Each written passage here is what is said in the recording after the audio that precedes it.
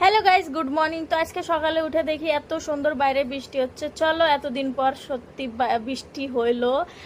আর রাইতে আমাদের গ্যাস ফুরাই গেছিলো, তার জন্য রান্না করতে পারিনি, অর্ধেক রান্না হয়েছিল আর মাছ ভাজা হয়ে গেছিলো। তারপর সকালে যায় বর গ্যাস নিয়ে আসলো, আর এখন আমি রান্না করবো। আর এখানে বাবুর জন্য একটা চিলা বানালাম, আর বাবুর দুটো পার্সেল আসলো। পার্স একটার মধ্যে ছিল ডাইপার আর দেখালাম না। আর এটা হচ্ছে একটা ড্রেস, আর ড্রেসটা অনেক সুন্দর, 250-র মধ্যে এত সুন্দর কাপড় একদম সফট। আর এখানে বালিশে কভার লাগাচ্ছিলাম, আর বালিশের কভারটা ছিঁড়ে গেল আমার কাছ থেকে।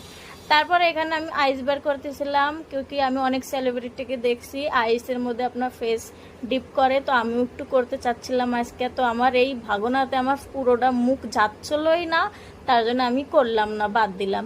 তারপর এখানে চান করে পূজা টুজো করে তারপর বর আমাকে কালকে অনেকগুলা লোভার এনে দিছে, 2-3টা। তো ভাবতেছিলাম কোনটা পরবো।